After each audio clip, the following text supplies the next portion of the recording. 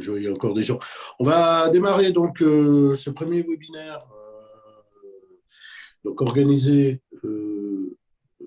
Parcours Innovation en partenariat avec Participéo autour du livre qui sortira prochainement. Hein. On va en toucher deux mots avec leurs auteurs. Donc, concevoir des plateformes de services médico-sociales. Donc, juste dire déjà, souhaiter la bienvenue et remercier tous ceux qui sont inscrits, ils étaient nombreux. Alors, avec les aléas, bien sûr, d'un premier webinaire que nous organisons, nous, avec Parcours Innovation. Hein, on n'est pas des spécialistes, mais il y en aura d'autres, on vous en touchera deux mots. Deuxième petit point, que déjà, après vous avoir souhaité la bienvenue, bien sûr, c'est de pouvoir chacun avoir... On a 2 heures là ensemble, une première heure, bien sûr, avec les intervenants, et une deuxième heure, on verra un petit peu le temps. Hein, on est assez élastique, mais je sais qu'aussi certains ont beaucoup aussi dans des plannings chargés, aussi d'autres charges que celles de ce webinaire. Donc, de pouvoir échanger et poser des questions à travers le chat avec et Fabrice qui va se présenter pour apprendre les questions. Et donc, il y aura un échange. Et puis, dans le dernier quart d'heure, bien sûr, pour ceux qui veulent prendre la parole face caméra, ils pourront le faire et je réactiverai micro et caméra. Donc, premier webinaire d'une série de 4, hein, organisé donc avec Parcours Innovation et Participéo, qui nous amènera jusqu'au mois d'octobre. Ce premier webinaire, comme son titre l'indique, concevoir des plateformes de services médico-sociaux attire beaucoup de monde. Je vais tout de suite, alors je ne sais pas si ici, alors je ne sais pas si vous voyez apparaître quelque chose. Moi, je n'ai pas d'écran de contrôle, donc ça me gêne un peu, c'est que je ne vois pas ce que je... Ça marche, ça paraît. Qu'est-ce qui vous... Voilà, ok, d'accord. Ouais, en même temps, je vois là-bas. Donc, juste peut-être donner tout de suite la parole à Fabrice Bousquet, le président du think tank Parcours Innovation, pour présenter en 1-2 minutes le think tank et puis aussi remercier tous ceux qui ont désiré adhérer à notre groupe de réflexion. Fabrice, c'est à toi. Merci Khaled. Bonjour à tout le monde. Merci de votre participation. Merci aux auteurs, co-auteurs du livre Concevoir des plateformes de services. En quelques secondes, Parcours Innovation est un think tank qui existe depuis maintenant un peu plus de 6 ans, qui a pour objectif de promouvoir toute réflexion, proposition innovante, contribuer à des publications, faire évoluer les organisations pratiques professionnelles en étant force de proposition, réflexion, organiser des événements. Nous avons organisé des colloques et là, aujourd'hui, preuve année, des webinaires. Et puis, de développer également des partenariats qui sont utiles à l'objet de notre think tank, qui est une association. Preuve année, là aussi, avec le partenariat avec Participéo. Nous avons sur ce webinaire 38 demandes d'adhésion auxquelles nous allons répondre dans les prochains jours. La position de principe de Parcours Innovation, c'est d'accepter ces nouveaux participants et nous avons prochainement une assemblée générale qui va nous permettre de définir le rôle des participants et adhérents historiques et nouveaux adhérents. Voilà, en quelques minutes, encore une fois, un grand merci à tout le monde. Et nous avons un site web qui a été complètement refondu, remanié. En tapant Parcours Innovation, vous aurez accès notamment aux publications, aux événements, etc. Merci à tous. Alors, vous aurez effectivement, hein, sur la dernière slide, vous aurez les correspondances pour effectivement aller sur les sites. Juste présenter en 2 minutes Participéo. Participéo, donc, est une jeune start-up du médico-social que moi j'ai fondée il y a 1 an. Alors, on est toujours sur le même triptyque de l'autodétermination, du pouvoir d'agir des usagers. On est fortement, nous, engagés sur la place de l'usager, des bénéficiaires sur le secteur handicap. Et donc, nous développons des solutions innovantes. Une première que nous allons présenter au Salon de la Santé du 17 au 19 mai donc à Paris, qui sera une plateforme de coordination digitale à la main de l'usager, du bénéficiaire. Certains d'entre vous, dont j'ai reconnu les noms, sont déjà venus découvrir cette nouvelle application. Et nous allons aller un petit peu plus en avant, puisque dans les prochaines années, nous créerons aussi des agences de services à la personne exclusivement dédiées à la coordination de parcours. C'est un sujet, moi, qui me tient à cœur, puisque J'accompagne, je supervise et on forme quelques coordonnateurs de parcours. Je sais que certains sont parmi vous. Et c'est en lien direct avec le sujet qui sera traité aujourd'hui. Donc, vous pourrez aussi nous retrouver sur le site de Participeo si vous voulez suivre l'actualité. Juste pour continuer et présenter quand même nos trois intervenants, Marie-Aline Bloch, Jean-Pierre Hardy et Jean-René Louba. Alors, j'allais dire, faut-il encore les présenter, mais je vais quand même le faire. Marie-Hélène Bloch, elle est professeure à l'École des hautes études en santé publique et chercheure en sciences de gestion. Elle s'intéresse depuis très longtemps au parcours des personnes âgées, des personnes en situation de handicap, aussi bien au niveau des politiques publiques, des innovations organisationnelles, l'évolution des métiers. Actuellement, elle conduit une recherche en partenariat. D'ailleurs, je crois, Marie-Hélène, et vous me corrigerez, il y a un rapport qui doit être mis sur la transformation de l'offre de services. En tout cas, vous pouvez retrouver les nombreuses publications de Marie-Hélène Bloch sur Internet et en tout cas, nous mettrons nous aussi à disposition directement depuis le site Parcours et Innovation un certain nombre de publications pour les mettre à votre disposition. Jean-Pierre Hardy, lui, a occupé les fonctions de directeur délégué Solidarité et Développement social à l'Assemblée des départements de France. Suite à ça, bien sûr, tous ceux qui, comme moi, ont fait des formations de direction ont subi, en tout cas, la comptabilité médico-sociale et qui ne connaît pas Jean-Pierre Hardy. En tout cas, il était aussi chef de bureau de la réglementation financière et comptable. Donc, c'est le pape de la comptabilité médico-sociale et des établissements. Donc, il interviendra aussi là, fort volet juridique et je sais que à titre personnel, je lui pose beaucoup de questions sur la question du cadre juridique et nous l'aborderons au cours de ce webinaire.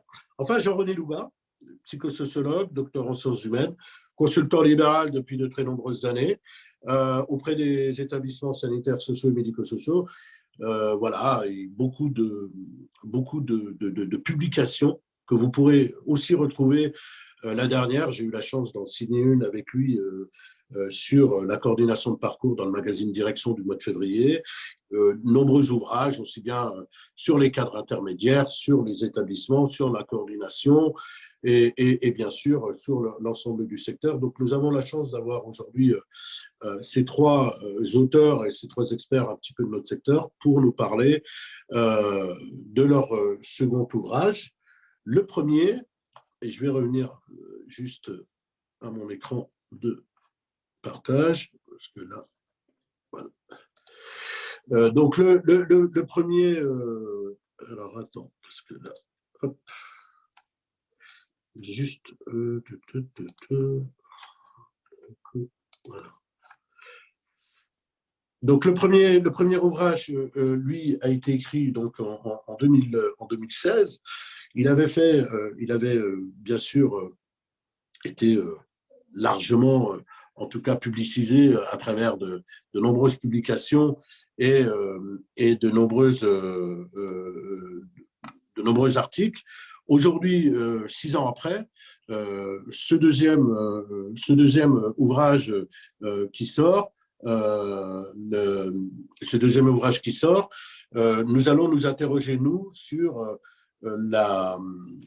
cette question des plateformes de services. Voilà, et la première question que nous aurons à poser aux intervenants, c'est lorsqu'on parle de plateformes de services, finalement, de quoi parle-t-on? Donc, je donne peut-être la parole à l'un d'entre eux, peut-être Jean-René, Marie-Aline ou Jean-Pierre Hardy. La parole est à vous, messieurs. Dames. Jean-René, peut-être? Oui, je veux bien. Sur cette question de la définition. Oui, je veux bien commencer. Bonjour à toutes et à tous.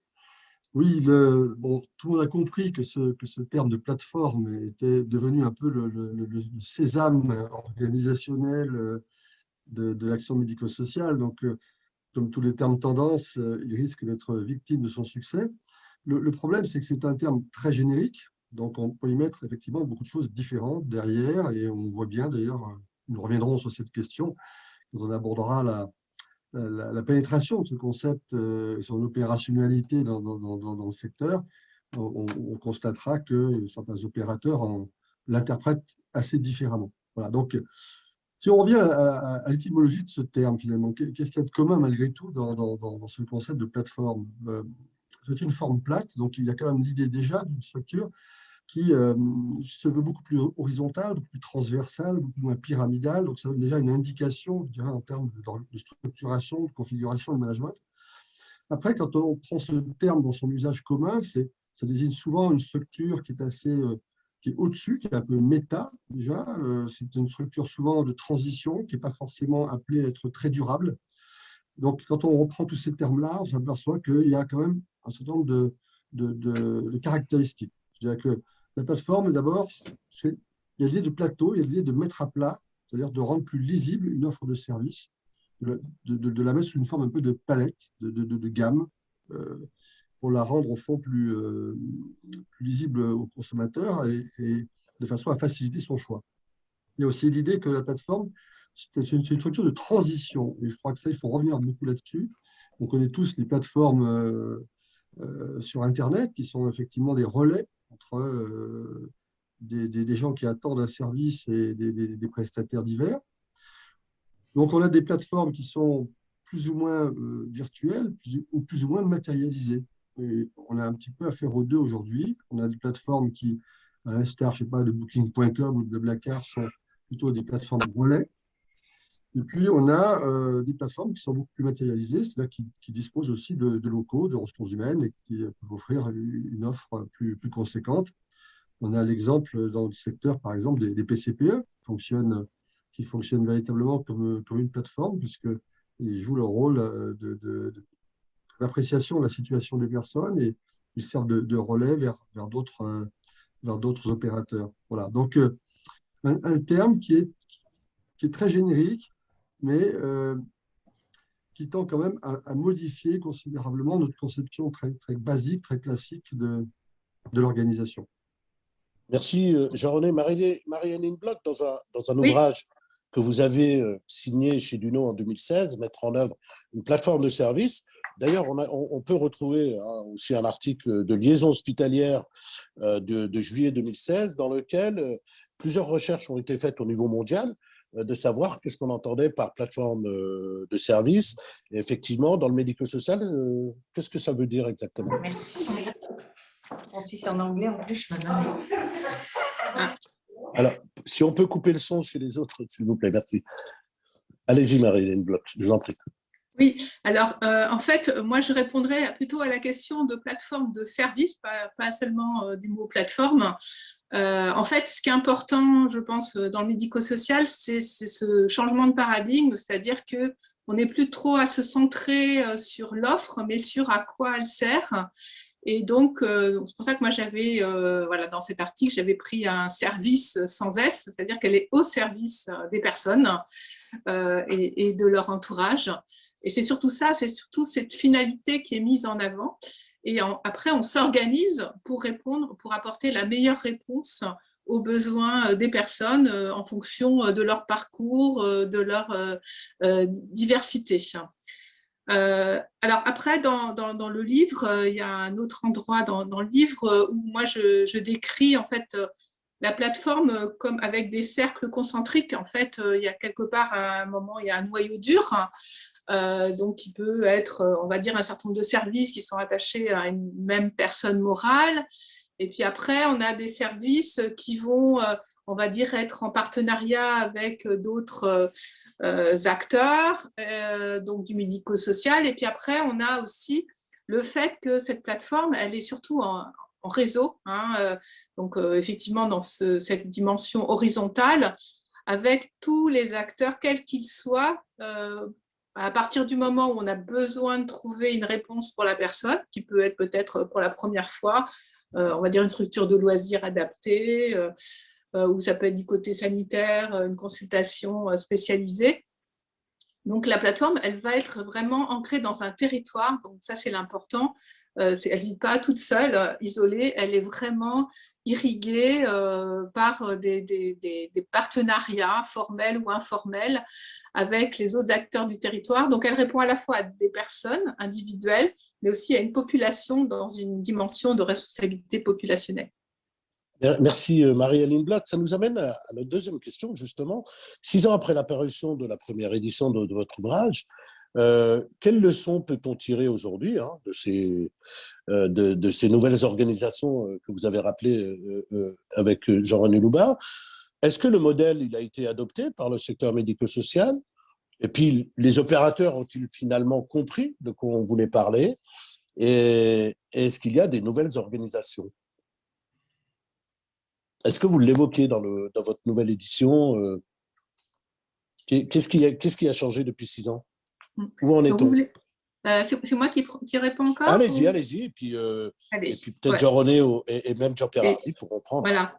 On vous laisse. Alors, moi, ce que j'ai vu, c'est à travers les différents travaux de recherche ou aussi les sollicitations. J'étais, comme j'imagine, Jean-Pierre et Jean-René, pas mal sollicités.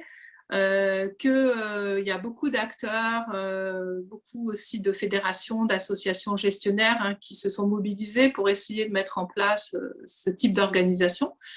Moi, ce que j'observe, c'est que ça prend du temps, car ce n'est pas juste de rapprocher quelques entités pour avoir cette palette, mais il faut aussi trouver une autre manière de travailler ensemble, comme je le disais tout à l'heure, en se centrant sur les personnes et leur entourage. Et il y a vraiment un peu ce changement de posture pour les professionnels, c'est-à-dire que entre guillemets, il y a plus les personnes entre guillemets qui appartiendraient à des professionnels, mais vraiment le professionnel qui est aux côtés de la personne en équipe avec d'autres pour apporter la meilleure réponse. Alors, moi, ce que je vois comme nouvelles organisations qui apparaissent, qui n'ont pas forcément le nom de plateforme, donc c'est en ça qu'il faut se méfier. C'est-à-dire qu'il peut y avoir des organisations qui se dénomment plateforme et qui finalement n'ont pas forcément complètement tous les attributs d'une plateforme, et à l'inverse, d'autres structures. Donc, je pense par exemple dans le champ des personnes âgées, à ce qu'on a appelé les EHPAD hors les murs, et maintenant, donc, le terme qui a été repris, c'est des centres ressources territoriaux, sont vraiment dans cette démarche à essayer d'offrir une palette à la fois d'établissements et d'appui, de soutien, comme on dit, renforcé à domicile. Et puis, on a aussi tout ce qui est autour des habitats inclusifs qui viennent compléter l'offre pour proposer à des personnes qui ne sont pas forcément bien à domicile, on va dire, tout seul ou dans un établissement, des formules un peu intermédiaires. Et on peut avoir donc des palettes d'offres avec des formules d'habitat inclusif. Alors j'en profite juste, je fais une petite parenthèse, page de pub, puisque donc dans le livre là que nous publions, donc moi je me suis appuyée sur des travaux, comme vous disiez, donc on a mené, financés par la CNSA, sur tout ce qui est habitat inclusif et aussi tout ce qui est habitat hors les murs. Et on organise aussi un petit cycle de webinaires avec la CNSA, donc la prochaine aura lieu le 24 mai, donc sur l'habitat inclusif, en présence de Denis Pifto, donc, qui est évidemment un des leaders sur ce sujet. Il y en aura un aussi le 23 juin, donc avec Angélique Giacomini, donc, sur la dimension inclusive dans les territoires. Et puis, donc, le 14 juin, sur tout ce qui est dispositif d'appui à la coordination avec la directrice générale de la CNSA. Voilà, c'était ma page de pub. Très bien, merci. Jean-René ou Jean-Pierre, vous connaissez bien les établissements. Finalement, est-ce que les opérateurs ont bien compris de ce qu'il s'agissait? Et finalement, est-ce qu'aujourd'hui, la question, ou en tout cas l'organisation plateforme de services a bien été adoptée ou adaptée ou appropriée par le secteur médico-social? Je vais prendre la parole. Vas-y, Jean-Pierre. Par rapport à la question comme aux questions précédentes et aux réponses précédentes, bon, moi je suis sur le volet administratif et financier. Donc, je plaide pour une reconnaissance législative des plateformes, même si beaucoup diront la France est spécialisée pour faire beaucoup de lois qui ne sont pas suivies d'effets, mais qui sont purement déclaratives, ce qu'on appelle un peu du droit mou, notamment dans le secteur social. Mais je pense qu'effectivement, au même titre qu'on a eu la reconnaissance législative en 2002 de l'action sociale, dans un décret entre deux tours en 2017 du travail social. Là, il faut qu'on aille sur la reconnaissance législative des plateformes aux questions qui vont suivre selon le fil conducteur entre plateforme intégrative et plateforme collaborative, quoi. Donc, je pense qu'il y a besoin de cette reconnaissance, On puisqu'il y y a des reviendra après. tentatives. Hein, Oui, on y il y a des reviendra après. tentatives pour, ne serait-ce que dans le cadre existant, notamment la CEPOMisation obligatoire dans nombre de secteurs, de faire dans les CEPOM, en profiter pour transformer l'offre et le faire organiser en plateforme. Et on voit que là, il y a des difficultés puisque Kesako et même des stupidités comme comment on organise budgétairement ce genre de choses, puisque ce n'est pas un ESMS. Le sigle est connu, je pense, de tous nos participants. Ce n'est pas un ESMS, il n'a pas de numéro finesse et donc il ne peut pas avoir une entité, pas juridique, puisque comme tout établissement, il n'y a pas de personnalité juridique, mais bon, enfin, au moins être inscrit dans le code de l'action sociale et famille. Par contre, au niveau des évolutions associatives depuis 6 ans, il y a eu la reconnaissance de la notion de dispositif. Le dispositif réponse accompagnée pour tous, le dispositif PCPE, donc tout ça est rentré dans la loi. Est-ce que ça aide ou ça déclenche une faute de création? Certainement pas, mais au moins ça évite qu'on dise bah non, c'est pas possible, c'est très gentil, mais ça n'existe pas.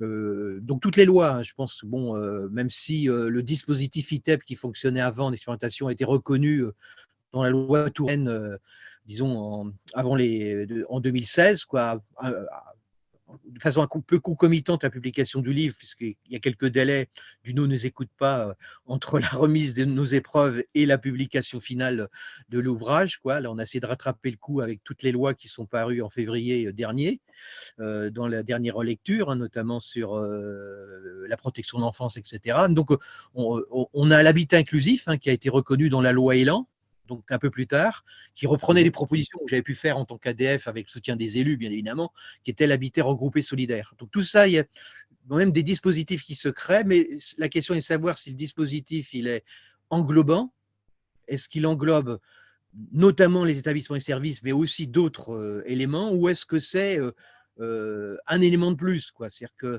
est-ce qu'il ne va pas falloir entre guillemets coordonner les dispositifs en plus, hein, donc là je pense qu'il y a des évolutions, il y a des obstacles juridiques, je resterai là. Alors, et voilà, on le financiers. verra.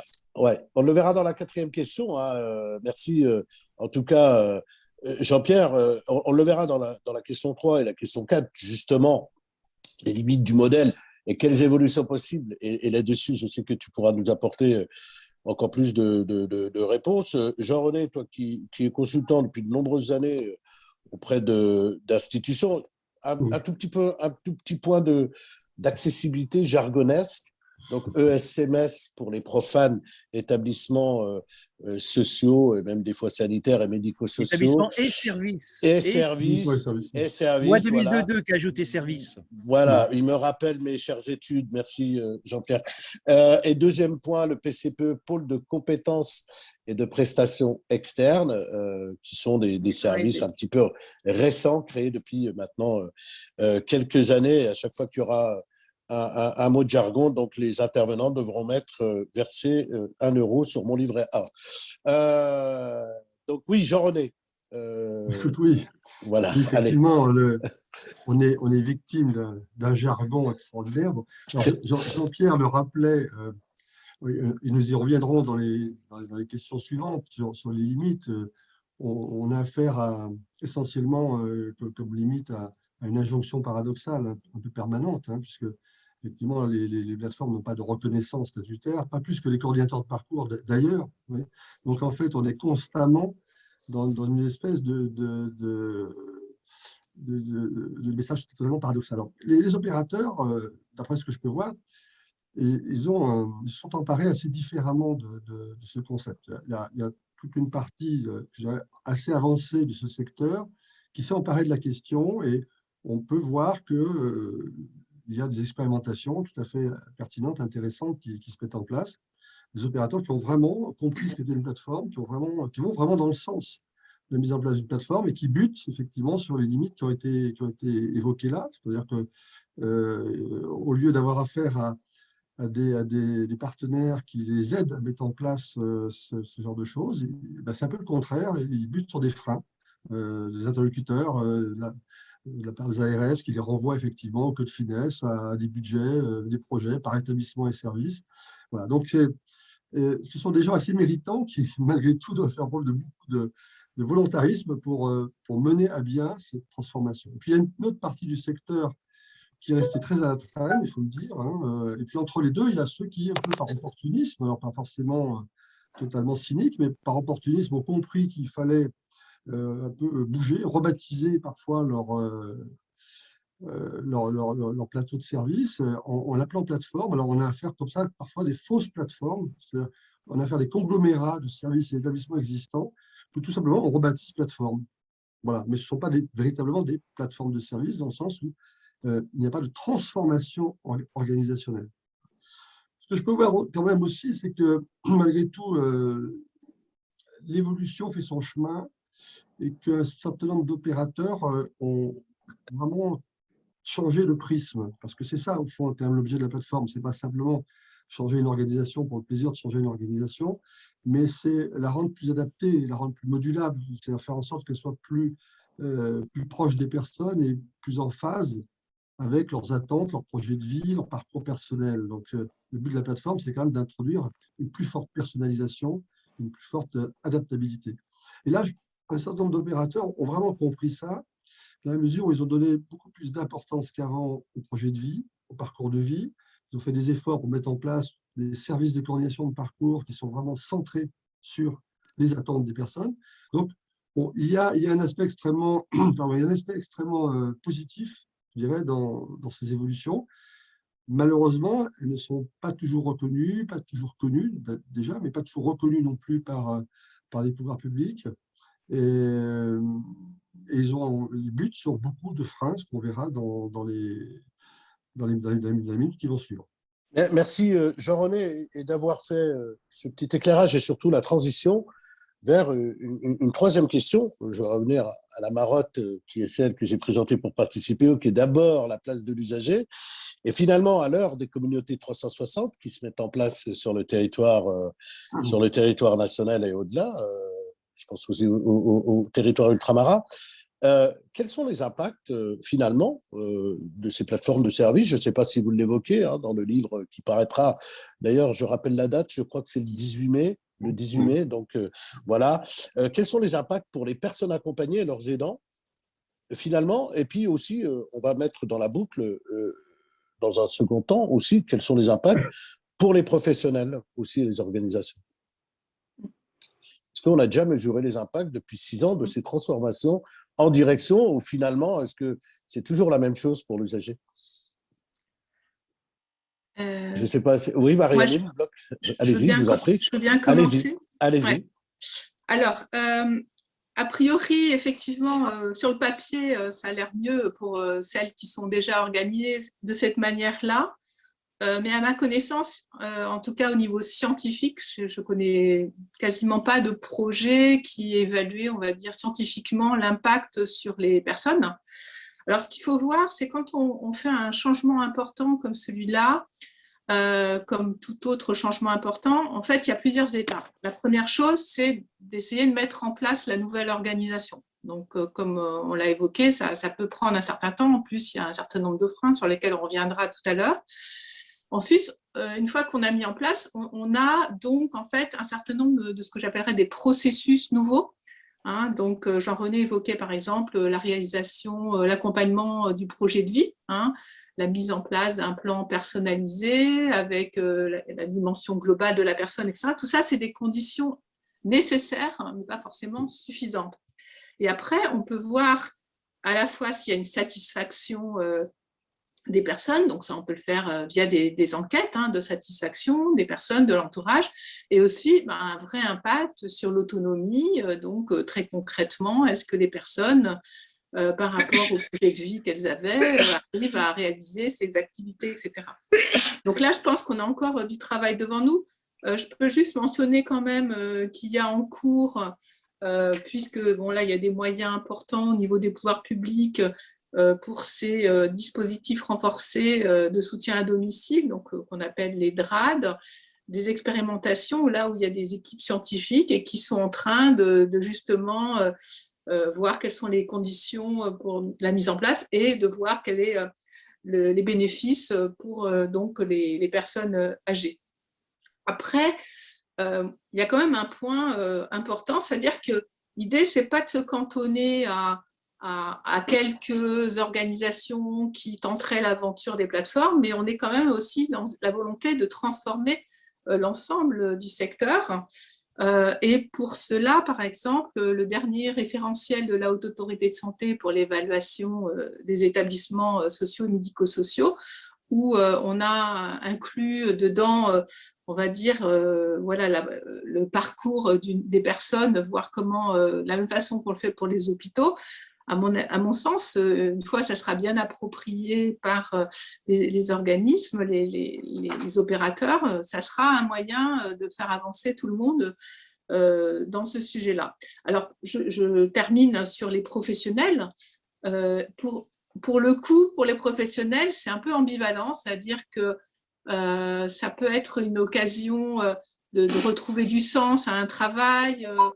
Justement, si on voit un impact sur les personnes positif, parce que des fois, on est dans un travail très taylorisé où on voit juste une dimension, donc ça peut être positif, mais à l'inverse, moi, ce que j'observe, c'est qu'il y a aussi voilà, des injonctions paradoxales qui fait qu'on demande aux professionnels à la fois de développer le pouvoir d'agir, l'autodétermination des personnes, sans leur donner complètement les moyens de le faire en temps, parce que voilà, il y a quand même un nombre de personnes à accompagner important, il y a des contraintes réglementaires, financières, et je pense que ça participe du malaise général actuellement. Un peu, on peut même parler de crise auprès des professionnels du sanitaire et du médico-social et du social. Jean-René, toi qui as écrit un livre sur le lien entre le projet personnalisé et tout ce dont nous sommes en train de parler, est-ce que depuis quelques années, il y a un impact positif ou une externalité positive, comme on dit, sur justement le parcours, puisque ça va ensemble, des personnes accompagnées, et d'ailleurs, je ne dirais plus usagées, mais plutôt de personnes accompagnées. Est-ce qu'elles sont devenues actrices, finalement, grâce à ces nouvelles organisations? Disons que c'est encore, c'est pas tout à fait encore le cas, mais quand même, on peut noter de grosses évolutions dans ce domaine. Et je dirais que c'est peut-être justement du côté des bénéficiaires où l'on peut noter l'impact le plus important. Même s'il faut tempérer, parce qu'encore une fois, notre secteur n'est pas du tout homogène, mais tout de même, je note que beaucoup d'opérateurs ont fait des efforts très, très importants en matière de recueil des attentes, en matière de personnalisation, ont monté en niveau technique, je dirais, au niveau, par exemple, des plans d'accompagnement. La présence de coordinateurs de parcours aussi a un vrai impact. Alors, on n'a pas d'études scientifiques, c'est complètement évident aujourd'hui, mais pas seulement d'ailleurs pour capter l'effet des plateformes. Mais empiriquement, on voit que les opérateurs ont fait des enquêtes de satisfaction. Ceux qui déjà ont mis en place ces changements depuis plusieurs années, certains ont fait des enquêtes de satisfaction auprès de la partie bénéficiaire. Et on a des retours extrêmement positifs.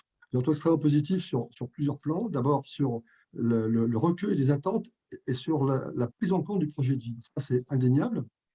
On a aussi beaucoup de satisfaction sur le fait que, comme je le disais, les plans d'accompagnement montent en niveau technique, sont plus lisibles, plus précis, plus évaluables.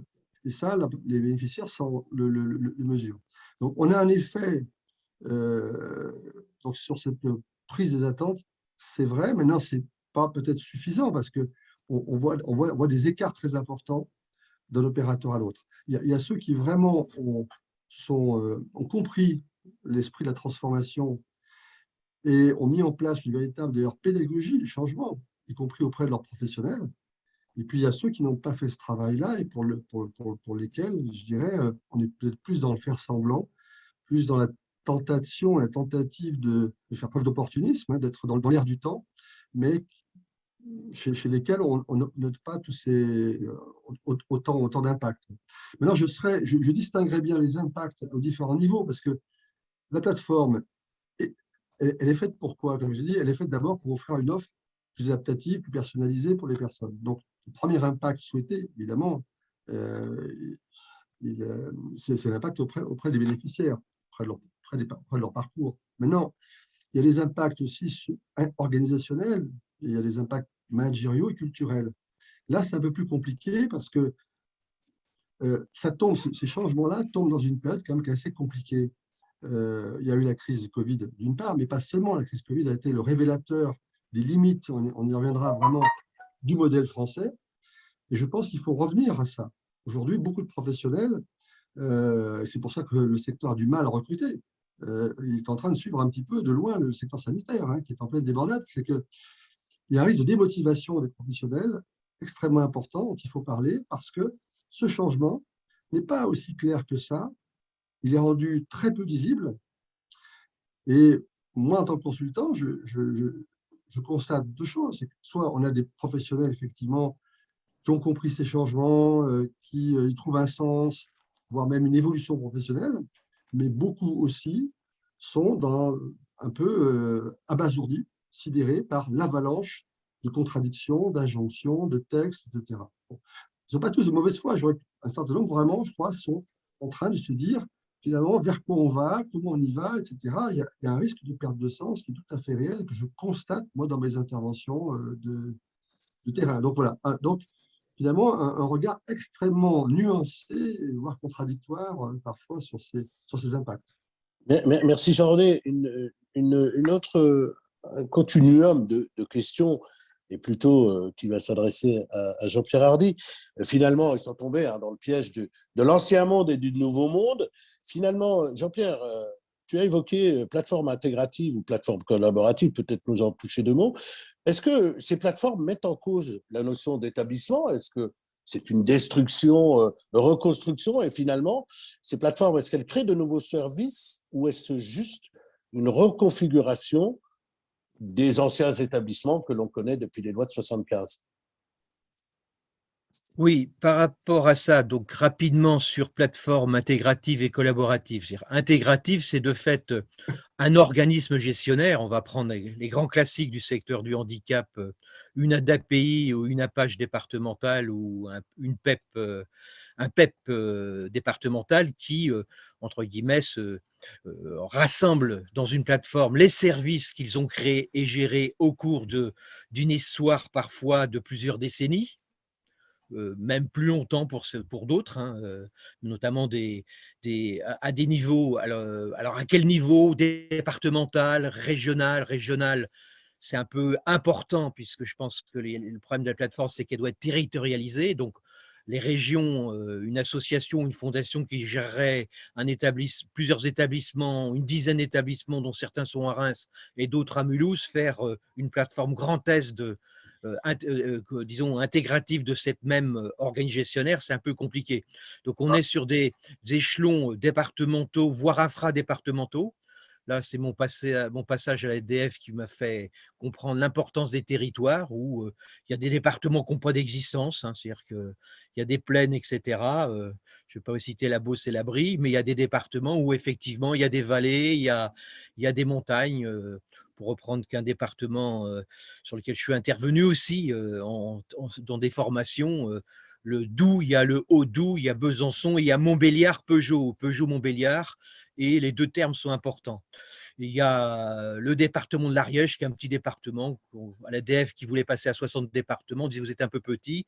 Pour l'Ariège, le Nord, c'est Toulouse, quoi. Pour moi, c'était la Loire, la Seine, la Somme, la Veine, mais bon, les notions de territoire, donc ça me paraît. Donc la plateforme intégrative, c'est un organisme gestionnaire qui met un ensemble de services qu'il a créés, voire qui espère, notamment dans le cadre d'un CEPOM que j'appelle à 5P, dont un DP, c'est plateforme territorialisation territorialisée, qui met ses services et établissements en les déconstruisant, reconstruisant. Il ne s'agit pas d'additionner un IME, une masse ou deux IME, même si de plus en plus dans les CEPOM, à défaut de faire des plateformes, on fait des dispositifs IME, parfois des dispositifs IME CESAD, de façon à prendre un numéro finesse au hasard et éviter qu'on oblige à faire 3 budgets distincts avec des répartitions de plus en plus compliquées de charges communes. Donc de l'intégrative aussi, c'est créer de nouveaux services. L'histoire des établissements et des services fait qu'ils n'ont pas eu les mêmes moyens toujours au même moment. Il y a des périodes où le couplage ESAT n'était pas le même dans les plans ESAT qu'on fonctionnait dans les années 90, 2000 jusqu'en 2008. C'est ce que j'appelle dans le bouquin les 30 glorieuses du médico-social, Oui, allô? entre 78 et 2008. Donc Oui. là, il y a des Et vous pouvez couper le son pour la Il y a personne des qui répond au téléphone. Merci.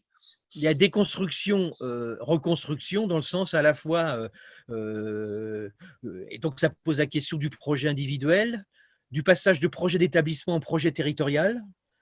Une personne qui va être un jour dans un IME, le mercredi en centre aéré, avec ou sans accompagnement, etc. Donc il faut avoir des équipes qui ne soient plus attitrées. Ça pose des questions de convention collective de droit du travail. Ils ne travaillent plus au 6 allée des Fougères ou au 10 allée des Chrysanthèmes. Ils travaillent sur un territoire, donc il y a la notion de territoire. Les Gilets jaunes nous ont aidés, une demi-heure de déplacement, 60 km, etc. Donc voilà, donc c'est la personne intégrative, c'est une association a priori assez importante, qui a une histoire assez longue de construction de services. C'est ce qu'on avait dit à la DGS, qui avait fait rendu furieux certains de nos partenaires fédératifs en disant ils avaient confondu le passage de 30 000 établissements, depuis il y en a 40 000, 44 000, 30 000 établissements à 3 000 CEPOM. Donc, ce n'était pas 3 000 établissements, quoi. Donc là, il y a cette notion d'intégrative. Le collaboratif, c'est-à-dire que même si une association importante a des chances d'avoir, disons, de nombreux services et donc des équipes médico-sociales à partager entre les anciens établissements et services historiques, dans les CEPOM, on a toujours pensé à la mutualisation des services, disons, gestion, administration, services logistiques, restauration, disons, nettoyage. On n'a jamais pensé à la mutualisation des équipes médico-sociales, notamment lorsqu'il y a du personnel rare, plutôt que de proposer du 0,10 de kiné ou d'orthophoniste à un endroit, un ETP, mais à ce moment-là, c'est un ETP, il est dans un service médico-social, et en fonction des besoins de la structure, ça va éviter des affaires Amélie, il intervient plus dans une structure que dans une autre, en fonction du projet de la personne et des besoins du moment. La plateforme, disons, collaborative, c'est un organisme, même s'il a de nombreux établissements qu'il a transformés, ça me semble important, il ne s'agit pas d'additionner les établissements, il s'aperçoit qu'il y a des chaînons manquants ou qu'il a des structures. Donc, est-ce qu'il fait avec une autre association, avec l'hôpital, etc. Et donc, ils se mettent dans une plateforme collaborative, c'est-à-dire de fait, l'organisme ne gère pas tout ou ne crée pas tout. Alors, dans l'intégrative, il y a la volonté de dire, je vais dégager des moyens, les mutualiser, voire même je vais pouvoir étendre mes capacités ou ce fameux chaînon manquant ou créer une PCTE ou c'est le secteur des personnes âgées sur lesquelles j'ai le plus travaillé ces dernières années, créer un PASA, les sigles encore sont pas forcément connus de tout le monde, on connaît les siens mais pas les autres. Voilà, donc le collaboratif, c'est essayer effectivement de travailler avec d'autres. Ça pose la question, notamment dans la contractualisation, c'est que déjà parfois on est deux, organisme gestionnaire, ARS et ou département. Parfois, on est 3, puisqu'il y a le département qui doit être dedans.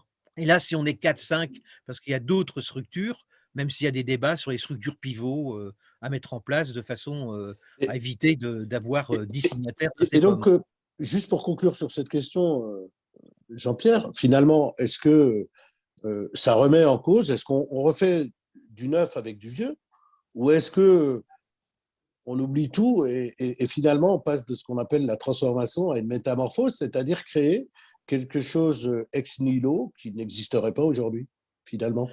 Moi, je plaide, et je l'ai fait dans la première édition et je le refais dans la deuxième, y compris puisque c'était, je dirais, soit mon boulot avec mes collègues, ou soit ma marotte, chacun choisira, c'est-à-dire que de fait de dire, il faut un passage législatif, c'est-à-dire créer une partie du code sur les plateformes collaboratives, et donc que ça soit du côté du handicap, des personnes âgées. Moi, je suis aussi très investi en ce moment en tant que trésorier bénévole à la retraite sur le secteur de la lutte contre l'exclusion et notamment des demandeurs d'asile.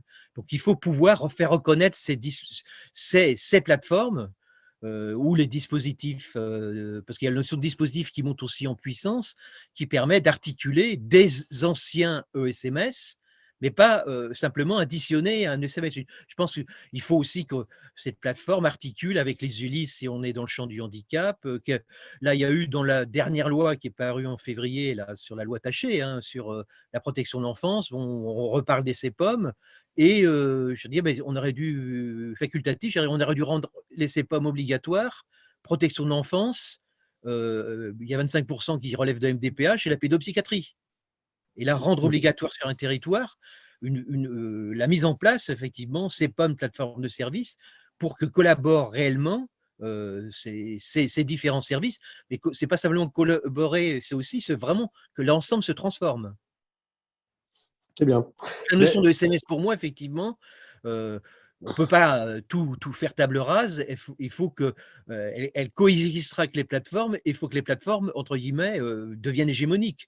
Et après, les quelques établissements qui resteront en moi, ma vie, mon œuvre, mon établissement d'un côté, elles s'apercevront qu'elles n'offrent pas, à la personne accompagnée les services nécessaires à son parcours inclusif, puisqu'il y a aussi le nouveau mot à la mode, c'est le mot inclusif.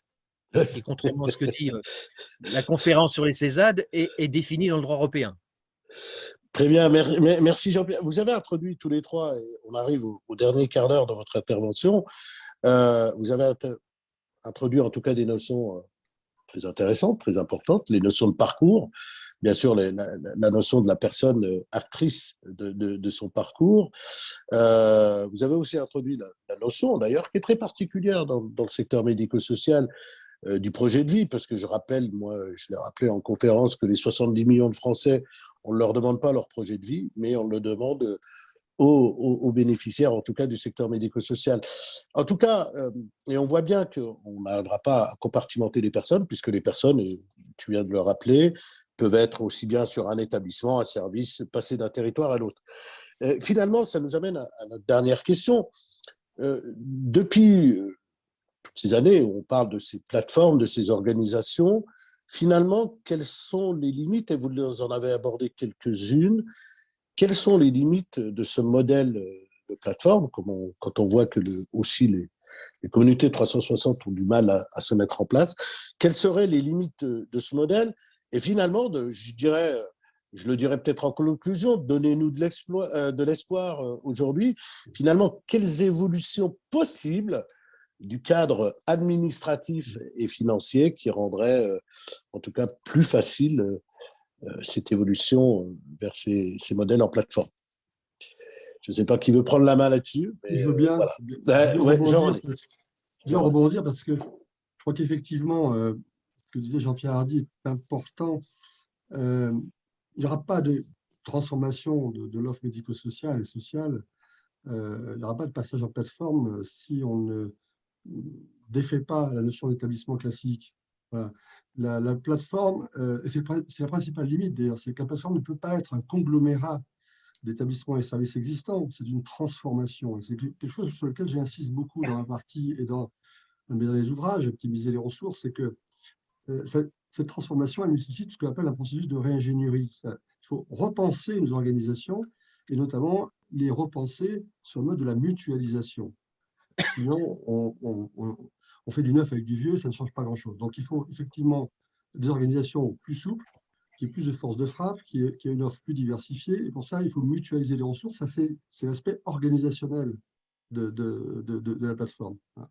Donc, les limites, aujourd'hui, elles sont dans le fait que, moi, j'ai le sentiment vraiment que la puissance publique n'arrive pas à coordonner, puisqu'on a un ensemble d'acteurs qui tous produisent leurs textes, leurs rapports, leurs outils, etc. Il y a un problème de pilotage et un problème de coordination. Moi, je constate que ça fait déjà pas mal d'années qu'on parle de plateforme. Je ne sais pas si la puissance publique a vraiment l'intention de transformer tant que ça le secteur, puisque en fait, on balance des mots, mais ça n'est pas suivi des faits. Voilà, donc pour moi, les limites, elles sont multiples, bien entendu. Alors, elles sont d'abord quand même du côté de la puissance publique, puisqu'il faudra quelle que soit la bonne volonté des acteurs, il faut bien à un moment donné donner un statut, il faut bien légiférer, il faut bien cadrer tout ça, il faut bien obtenir, créer de la reconnaissance, de la légitimité. Or, actuellement, il n'y en a pas. Voilà. Après, ça renvoie au modèle français, j'y reviens, mais pour moi, le principal problème que nous avons aujourd'hui, c'est l'hyperétatisation, c'est notre incapacité à décentraliser, c'est qu'on a des armées de fonctionnaires pour des services dont parfois l'efficacité est tout à fait douteuse, donc on est les champions de la complexité. Et ça, les citoyens s'en plaignent, et vont s'en plaindre de plus en plus.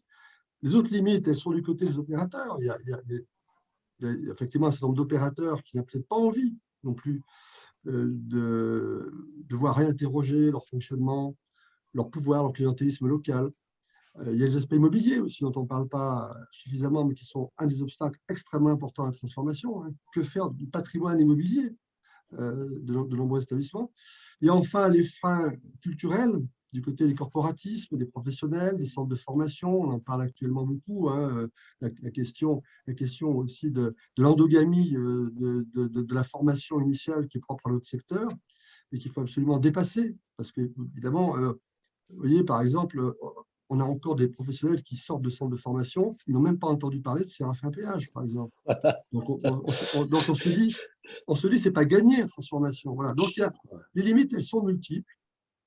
Maintenant, en termes d'espoir, je ne sais pas s'il faut donner de l'espoir, je ne me sens pas l'âme d'un prédicateur, là, mais pour moi, l'espoir, il est plutôt du côté quand même du terrain. Je suis pas convaincu que vraiment on va avoir une puissance publique qui va devenir brusquement lisible, etc. Je ne suis pas convaincu du tout. Je pense que pour moi, l'espoir, il est plutôt du côté d'un certain nombre d'opérateurs qui ont compris vers quoi il convient d'aller et qui font des choses. Et je pense que ce qui est important, c'est que ces opérateurs se connectent, se regroupent. C'était un petit peu l'objectif de la création de think tank, c'est que ces opérateurs arrivent à mutualiser leurs expérimentations et deviennent aussi des groupes de pression. Parce qu'encore une fois, dans n'importe quelle société, il ne se passe pas de grands changements tant qu'il y a des acteurs qui n'arrivent pas à s'organiser en groupe de pression. Voilà, ne soyons pas naïfs, les changements ne viennent pas comme ça, parce qu'à un moment donné, un gouvernant messie a compris vers quoi il fallait aller, etc. Voilà. Merci, Jean-René. Marie-Aline Bloch, vous qui êtes enseignante à l'école des hautes études en santé publique, Jean-René l'évoquait, la formation, alors bien sûr, c'est aussi le lieu de formation des cadres de l'ARS, donc des services déconcentrés de l'État. Jean-René rappelait que, aussi bien au niveau des formations initiales, des travailleurs sociaux, et bien que les états généraux du travail social menés par François Soulages entre 2012 et 2015, la redéfinition par décret de la notion même, de la définition du travail social. Enfin, on a l'impression que ça ne transpire pas. Les gens qui sortent n'ont jamais entendu parler de cette transformation de l'offre, de ses corollaires. J'en ai évoqué Séraphin PH, qui est la tarification, le mode de tarification à l'activité, et ainsi de suite. Est-ce que finalement, la formation n'est pas une des limites actuellement aussi à cette transformation? Alors oui, tout à fait.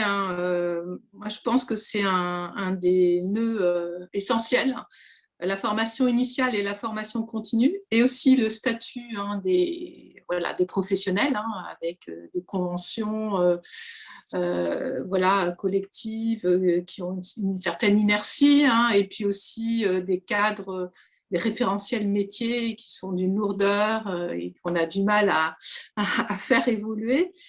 Là, pour le coup, moi, je pense qu'on est appelé vraiment à une grande transformation de la formation. C'est-à-dire que si on veut une grande transformation des acteurs du sanitaire et du médico-social, il faut en face avoir une grande transformation des acteurs de la formation. Et je mets dedans pas que les établissements de formation, du social, etc.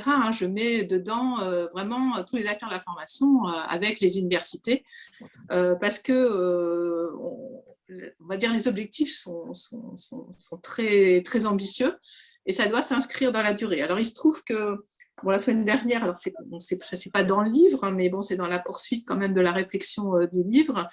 J'ai eu un échange donc avec donc Stéphane Le Bouler, qui a été secrétaire général du HCAM. Et donc, il y a un think tank un autre think tank qui s'appelle le LISA, là, qui a produit, je vous conseille, en fait, une note, un peu une dizaine de recommandations pour le futur ministre de la Santé, avec justement l'enjeu de la formation à revoir complètement. Alors, il parle un peu plus des acteurs du sanitaire, mais je pense qu'on est en miroir exactement dans les mêmes enjeux du côté du social. Alors, moi, je pense que ce qu'on a besoin, c'est un peu d'une visée, c'est-à-dire à la fois de ne pas être dans des injonctions, il faut faire ci, il faut faire ça, et après on se décourage parce que c'est tellement loin de ce qu'on fait aujourd'hui, et c'est là où on se retrouve dans des injonctions paradoxales. Donc, il faut y aller étape par étape, mais il faut avoir en ligne de mire l'ambition. Et je pense que le dernier rapport de Denis Pifto sur les métiers du social, où le travailleur social est aux côtés de la personne et il doit avoir une nouvelle mission, pas juste l'accompagnement du parcours, mais aussi la transformation du milieu pour qu'il devienne plus inclusif, va vraiment dans ce sens. Mais ceci dit, il faut former ces professionnels à ça. Et ça veut dire qu'il faut à la fois dans les discours parler d'éthique, voilà, de relation à la personne, de comment on travaille en équipe, en groupe, comment on monte des projets, comment on se coordonne. Et évidemment aussi, voilà, avec les évolutions, Séraphin PH, c'est voilà, une autre façon, comment on évalue les besoins des personnes, c'est quoi les besoins des personnes, etc. Donc là, je pense qu'il y a un énorme chantier à monter. On peut faire des choses assez simples, en fait.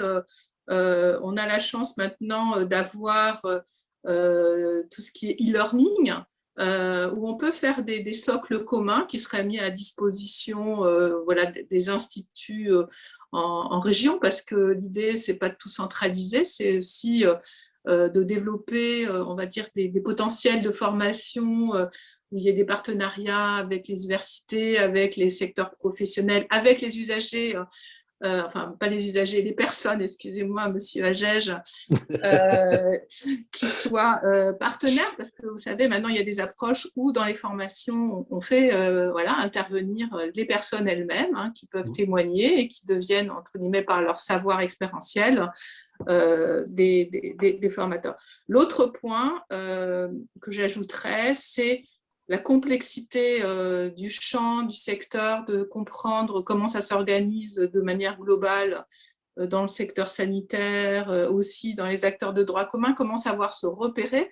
Et ça aussi, ça demande un minimum de formation, d'information. Pour être honnête, on n'a pas quand même simplifié les choses, avec, même si il y a des bonnes intentions, avec une réponse accompagnée pour tous, les PCPE, les communautés 360, les DAC, voilà. Donc, il va y avoir aussi besoin de faire un peu le ménage là-dedans à terme, et aussi de former les acteurs à travailler ensemble. Et donc, ce n'est pas que les établissements et services, c'est aussi les acteurs de la coordination qui vont devoir aussi se mettre en plateforme, mais plus visible, au service des personnes et des professionnels.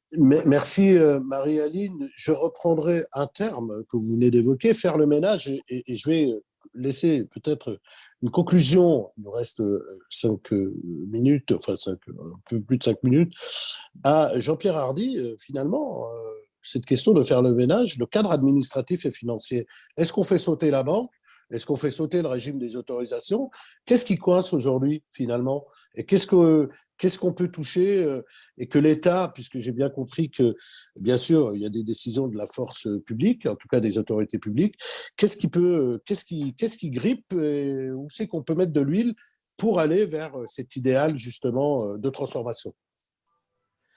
Oui, par rapport à ça, effectivement, sur les obstacles, hein, je confirme, parce que bon, on a 3 contributions qui sont à la fois convergentes et avec quelques divergences, etc. Mais au moins sur ces sujets-là, moi, effectivement, j'insiste beaucoup sur la question immobilière, qui est vraiment un piège pour notamment le secteur du handicap et même de l'insertion, puisque même si on a logement d'abord et l'obligation d'aller en diffus et plus dans des institutions lourdes pour la lutte contre l'exclusion, voire les demandeurs d'asile, on a quand même un patrimoine immobilier qui est un vrai obstacle.